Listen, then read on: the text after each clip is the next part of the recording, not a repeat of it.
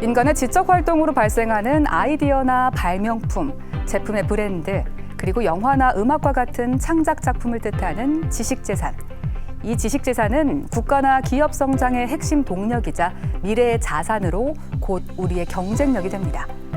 따라서 혁신과 성장을 담보하기 위해 지식재산을 보호하는 게 중요한데요. 경제 체질 개선을 위해 우리 정부는 더욱 촘촘한 지식재산 보호 기반을 조성하는 정책 과제를 제시했습니다. 그럼 우리 국민들은 어떤 시선으로 바라보고 기대하고 있을까요? 안녕하세요. 바삭바삭한 컨텐츠를 만드는 회사 크리스피 대표 손대균입니다. 네, 안녕하세요. 저는 푸드 업사이클링을 전문적으로 하고 있는 주식회사 리아베스트의 민명준 대표라고 합니다. 지식재산권이라는 거는 무형자산 중에서도 회사에서 가장 큰 자산 중 하나예요. 그 자산이라는 가치 덕분에 기업 가치가 많이 올라가기도 하고 또 사업의 존폐가 결정이 되기도 하고 또 브랜딩적으로 봤을 때도 굉장히 많은 임팩트를 주고 있죠. 기본적으로 저작권을 가지고 있고요. 그 다음에 저희는 이제 캐릭터 사업을 하다 보니까 그걸 위시로 한 이제 라이센싱 상표권 갖고 있고 실감 체험 영상 등을 만들다 보니까 좀 기술적인 게 많이 들어가요. 그래서 이제 특허권 이렇게 세 가지를 좀 보유하고 있습니다. 스타트업 같은 경우는 다양한 지식재산권을 선제적으로 확보를 하고 또 최대한 많이 확보를 해놓는 걸 굉장히 중요하게 생각하고 있어서 상표권 그리고 특허 이렇게 두 가지에 대한 지재권을 일단 확보해 놓은 상태입니다. 간략하게 좀 들어봤었어요. 이게 지재권이 좀 더 강화될 거고 또 범위에 대한 부분 또 유효성에 대한 부분에 대해서 강화된다라고는 제가 보도를 이렇게 많이 자료를 봤었는데 아직까지 세부적인 내용이 발표되진 않았더라고요. 하지만 이제 강화된다라는 부분에 있어서 분명히 큰 좋은 그런 파지티브한 임팩트가 나올 거라고 저는 생각을 하고 있습니다.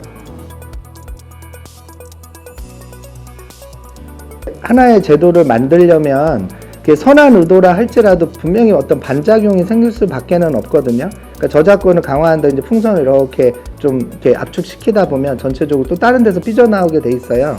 그럼 이게 전체적으로 좀 볼륨 있게 시장을 키우려면 저는 이제 그 크리에이터들이 좀 활발하게 생활권이 어느 정도 보장이 되면서 공공 플랫폼에 오픈할 수 있는, 그러니까 가령 제가 이제 생각하는 건 이런 거예요. 어째 유튜브에서는 광고료를 또 수익을 내듯이 어떤 수익을 충분히 낼 수 있는 구조를 같이 마련해서 선순환 구조를 한다면 그리고 나서 이제 그때부터 저작권을 집중적으로 보호를 하게끔 하는 거죠. 또 처음부터 보호를 하겠다고 해서 너무 막아버리면 사람들이 알 수 있는 기회들이 좀 많이 안 생기잖아요.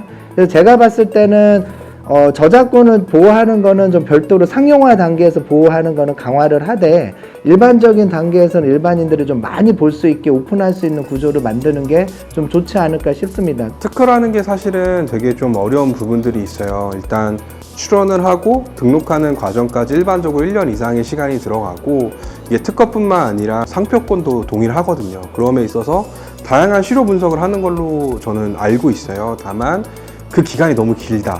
평균적으로 제가 스타트업 주변에 한번 제가 인터뷰하기 전에 물어보니까 1.75년이 걸리더라고요. 물론 출원기간 때문에 보호는 받지만 등록을 함으로써 발생되는 그런 이익들을 누리지를 못하는 게 있거든요.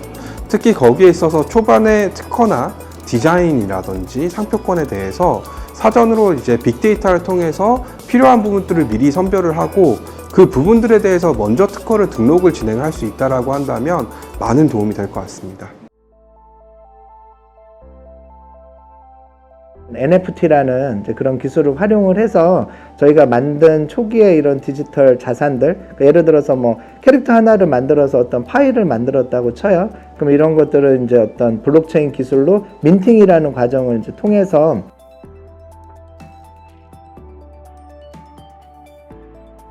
뭐 오픈시라든지 그런 어떤 거래하는 사이트에 공개적으로 알리는 거죠. 그러면은 이게 처음부터 이 캐릭터의 이 프로그램의 디지털 파일은 크리에이터가 우리다라는 게 이제 모든 블록체인상의 증빙이 되는 거기 때문에 그 자체가 저작권 보호의 역할을 저는 한다고 보거든요. 그래서 이제 그런 식으로 좀 자체적으로는 하고 있는데, 그러니까 뭐 많은 회사들이 이렇게 다 할 수는 아직은 없는 상황이에요. 만약에 이제 이번 정부권에서 이번 정부에서 만약 그런 것들을 보호하고자 한다면 그런 기술들을 좀 활용을 해서 좀 아직 지금 활성화되어 있지 않은 다른 컨텐츠 회사들한테 좀 적극적으로 지원을 해준다든지 그렇게 해서 좀 저작권 보호의 좀 폭을 좀 넓혀 나가는 방안이 필요하지 않을까 싶습니다. 상표권이라는 게 되게 애매한 분야이거든요. 사실은 그 범주에 대해서 명확하게 이제 분석을 이제 새로운 정부에서 빅데이터를 통해서 하잖아요.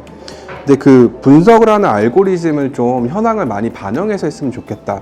그래서 기간적인 부분이라든지 실효성이라든지 이런 것들 좀 많이 봤으면 좋을 것 같아요. 왜냐하면 이 특허 침해라는 게 주로 발생하는 것들이 사실 특허보다는 상표권이 더 많거든요. 저희가 만든 상표가 뭐 A라는 제품, C라는 제품군까지는 커버는 가능한데 D부터 E까지는 또 커버가 안 되는 경우가 있거든요. 그래서 이런 것들을 좀 교묘하게 해서 경쟁자들이 많이 카피하기도 하고 유사한 상표권으로 한다고 해도 좀 어느 정도의 노티피케이션이 먼저 가서 사전 협의를 할 수 있게 그렇게 진행이 되면 많은 도움이 될 것 같습니다.